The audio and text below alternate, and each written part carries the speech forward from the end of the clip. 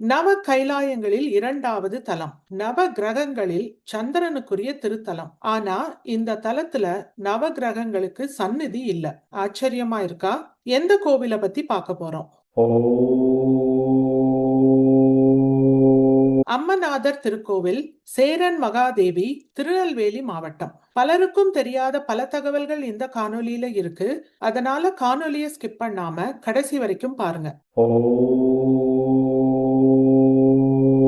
இந்த காணொலியில என்னெல்லாம் பார்க்க போறோங்கிறத சுருக்கமா சொல்லிடுறேன். அதுக்கப்புறம் ஒவ்வொரு தகவலையும் விரிவா பார்க்கலாம். நவ கைலாயம் அப்படின்னு சொல்லும் போதே ரோமச முனிவரோட இருக்கிற தொடர்பு எல்லாருக்குமே தெரியும். அவர் அமைத்த இரண்டாவது கைலாயம் சந்திரனுக்கு உரியது. ஆனா முதல்ல இந்த கோவிலை கட்டுனது நெல் வியாபாரம் செய்யும் இரு சகோதரிகள். அந்த தகவல் என்ன? 63 நாயன்மார்களில் ஒருவர் நந்தனார். அவர் இந்த தலத்துக்கு வந்திருக்காரு. அவருக்காக நந்தி விலகி நிக்குது. எதனால? நவ கிரகங்களுக்கு உரிய தலம் அப்படிங்கிற வரிசையில சந்திரனுக்குரிய தலமா இருக்கு. ஆனா இந்த திருத்தலத்துல நவகிரக சந்நிதி இல்ல. எதனால? இந்த கோவிலுக்கு இன்னும் நிறைய சிறப்புகள் இருக்கு. அந்த சிறப்புகள் எல்லாம் என்ன? கடைசியா அடுத்த வாரம் என்ன கோவில பார்க்க போறோங்கிற தகவலை சொல்ல போறேன். ரோமச முனிவர் எதுக்காக நவ கைலாயங்களை அமைச்சாருங்கிறத போன வாரம் பார்த்தோம். பாபநாசம் கோவில். இப்ப வரைக்கும் பார்க்கலைன்னா கண்டிப்பா அந்த கோவிலையும் பாருங்க. நவ கைலாயங்களில் முதல் தலம் அதுதான். அந்த கோவிலுடைய லிங்கை நான் டிஸ்கிரிப்ஷன்ல கொடுக்கிறேன். முதல் கைலாயம் சூரியனுக்குரியது, பாபநாசத்துல இருக்கு. அம்மநாதர் கோவில் இரண்டாவது கோவில். தாமிரபரணி ஆற்றுல ரோமச முனிவர் போட்ட மலர்கள்ல இரண்டாவது மலர் கரை ஒதுங்கிய இடத்துலதான் இன்னைக்கு திருக்கோவில் இருக்கு. இங்க இருக்கிற லிங்கம் ரோமச முனிவர் நிறுவனது இல்ல, சுயம்பு மூர்த்தி. அவருடைய காலத்துக்கு அப்புறம் இந்த மூர்த்தி ஒரு மரத்துக்கு கீழே இருந்திருக்கு. தினமும் அந்த வழியா போய் வந்த இரு சகோதரிகள் லிங்க ரூபத்துல இருந்த சிவபெருமான வணங்குறத வழக்கமா வச்சிருந்தாங்க. இந்த இரண்டு சகோதரிகளும் ஏழைகள். நெல்லை அரிசியாக்கி அதை விற்று தங்களுடைய வாழ்க்கையை நடத்திட்டு வராங்க. வெட்ட வெளியில சிவபெருமான் இருக்காரே அப்படின்னு கவலைப்பட்ட சகோதரிகள் தங்களுடைய வியாபாரத்தில் கிடைத்த பணத்துல ஒரு சிறு பகுதியை சேமிக்க ஆரம்பிக்கிறாங்க. சிவபெருமானுக்கு கோவில் கட்டணும் அப்படிங்கிற எண்ணத்தோடு. அவங்களுடைய பக்தியில் மகிழ்ந்த சிவபெருமான் அவங்களை சோதிக்கிறதுக்காக ஒரு நாள் அவங்களுடைய குடிலுக்கு போறாரு. சிவனடியார் கோலத்துல. சிவனடியார வரவேற்று உபசரிக்கிறாங்க ரெண்டு சகோதரிகளும். உணவருந்தி விட்டுதான் போகணும் அப்படின்னு சிவனடியார வேண்டாங்க. அவரும் ஒத்துக்கிறார். உணவு தயாராகுது. சிவனடியார் சாப்பிடுறதுக்காக உட்கார்றார். வீட்டுல போதிய வெளிச்சம் இல்ல. அதனால சிவனடியார் இருள் சூழ்ந்திருக்கிற வீட்டுல உண்ண மாட்டேன் அப்படின்னு சொல்றார். உடனே சகோதரிகள் விளக்கை எடுத்துட்டு வரதா சொல்றாங்க. தேடி பாக்குறாங்க. விளக்கு கையில கிடைக்க மாட்டேங்குது. சிவனடியார் போயிடக்கூடாது அப்படின்னு நினைச்ச சகோதரிகள் தேங்காயை உடைத்து அதில் நெய்யை ஊற்றி அதையே விளக்கா ஏத்திட்டு வந்து வைக்கிறாங்க. சிவனடியாரும் உணவருந்தி விட்டு இரு சகோதரிகளையும் நோக்கி, நான் யார் என்று தெரிகிறதா அப்படின்னு தன்னுடைய சுய கோலத்துக்கு வராரு. அப்பதான் சகோதரிகளுக்கு வந்திருக்கிறது சிவபெருமான் அப்படின்னு தெரியுது. அந்த நிமிடமே அவங்களுடைய ஏழ்மை விலகுது. பொருள் கிடைக்குது. அந்த பொருளை வச்சு சிவபெருமானுக்கு திருக்கோவில அமைக்கிறாங்க. ஆக ஆதி காலத்துல அம்மநாதருக்கு திருக்கோவில் அமைத்தது இந்த இரண்டு சகோதரிகள் தான். இவங்களுடைய சிற்பத்தை இன்னைக்கும் கோவிலுடைய ஒரு தூண்ல பார்க்க முடியும். இவங்களுடைய சிற்பம் மட்டும் கிடையாது. ரோமச முனிவர் சிவபெருமானை ஆராதிக்கும் சிற்பத்தையும் ஒரு தூண்ல பார்க்க முடியும். இது எல்லாமே நம்முடைய முன்னோர்கள் நமக்கு பதிவா வச்சுட்டு போயிருக்காங்க. ஒவ்வொரு சிற்பமும் ஒரு பதிவை தான் சொல்லுது.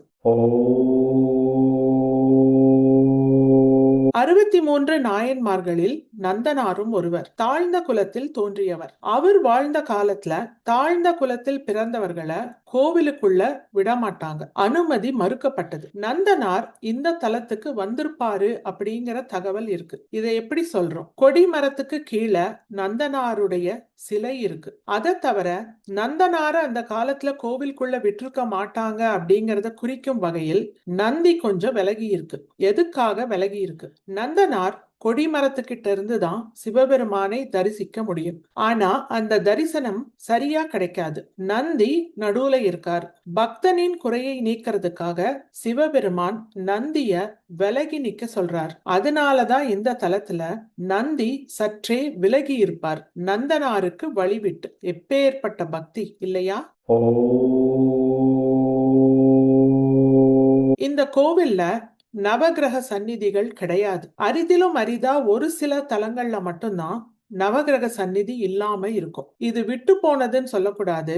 இதற்கு ஒரு குறிப்பு இருக்கு. சில தலங்கள்ல நவகிரகங்கள் எல்லாம் சிவனுக்குள் அடக்கமா இருப்பாங்க. அந்த தலங்கள்ல நவகிரகங்களுக்கு சக்தி இருக்காது. அந்த மாதிரி தலங்கள்ல நவகிரகங்களுக்கு சந்நிதி இருக்காது. இந்த மாதிரி கோவில்கள் மிகவும் சிறப்பு வாய்ந்தவை. வரலாற்று ரீதியாகவும் தொல்லியல் ரீதியாகவும் இன்னொரு தகவலும் இருக்கு. 7ஆம் 8ஆம் 9ஆம் நூற்றாண்டுகள்ல கட்டப்பட்ட கோவில்கள்ல பொதுவா நவகிரக சந்நிதி இருக்காது. இப்ப நாம பார்க்கிற நவகிரக சந்நிதி அமைப்பு 11ஆம் நூற்றாண்டிலிருந்து சோழர்களால் அமைக்கப்பட்டது. இதுவும் ஒரு காரணம். இந்த தலத்துல நவகிரக சந்நிதி எதனால இல்ல அப்படிங்கிற தகவல் சரியா சொல்ல முடியல. இந்த கோவில் 11ஆம் நூற்றாண்டுக்கு முன்னமே கட்டப்பட்டது. ராஜராஜ சோழனும் ராஜேந்திர சோழனும் இந்த கோவிலுக்கு நிறைய திருப்பணிகள் செஞ்சிருக்காங்க. அவங்களுடைய கல்வெட்டுகள் இந்த கோவில்ல அதிக அளவுல இருக்கு. இவங்களை தவிர பாண்டிய மன்னர்களும் இந்த திருக்கோவிலுக்கு திருப்பணி பண்ணியிருக்காங்க.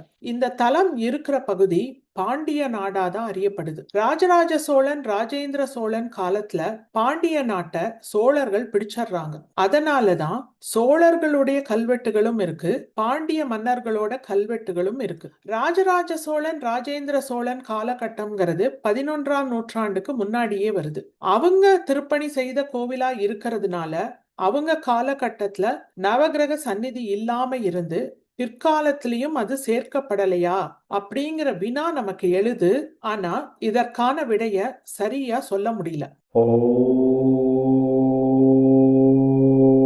சேர மன்னர்களுக்கும் இந்த தலத்தோடு தொடர்பு இருக்கு. சேர மன்னர்களில் ஒருவர் தன்னுடைய மகளான மாதேவிய இந்த பகுதியில ஆட்சி பண்ண மன்னனுக்கு கல்யாணம் பண்ணி கொடுத்திருக்காரு. பாண்டிய மன்னனா இருக்கறதுக்கு வாய்ப்பு அதிகமா இருக்கு. சேர மன்னனுடைய பெயரும் சரியா தெரியல.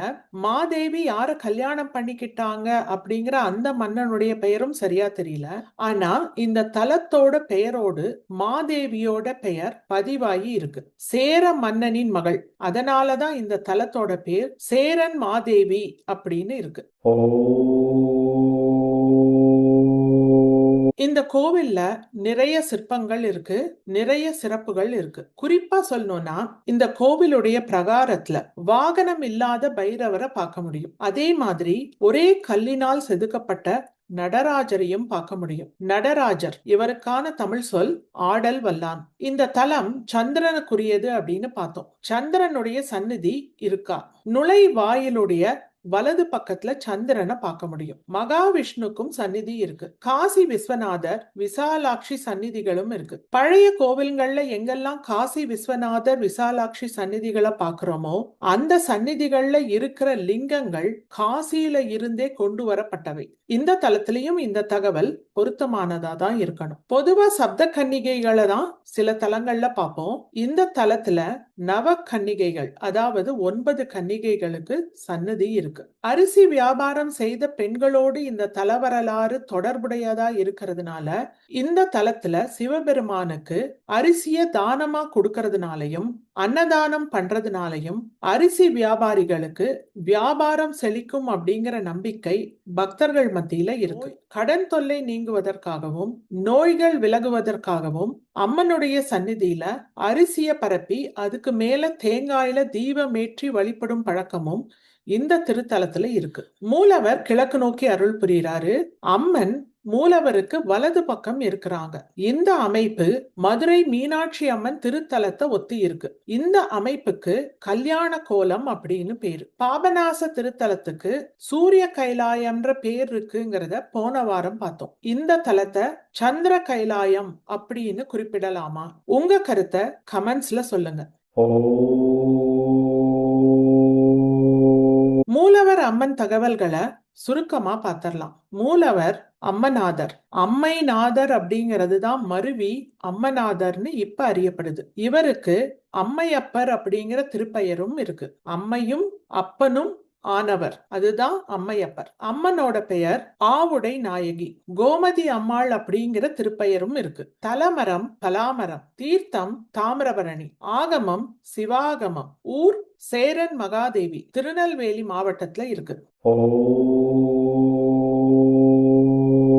திருநெல்வேலியிலிருந்து பாபநாசம் போகிற வழியில சுமார் 20 கிலோமீட்டர் தொலைவுல சேரன் மகாதேவி திருத்தலம் அமைஞ்சிருக்கு. கூகுள் மேப் லிங்க் நான் டிஸ்கிரிப்ஷன்ல கொடுக்கறேன், உங்களுக்கு உபயோகமா இருக்கும். அடுத்த வாரம் என்ன கோவில்? நவ கைலாயங்கள் வரிசையில் செவ்வாய் கிரகத்துக்குரிய தலத்தை பார்க்க போறோம். கைலாசநாதர் திருக்கோவில், கோடகநல்லூர். நம் தேடல் தொடரும். அதுவரை இணைந்திருங்கள்.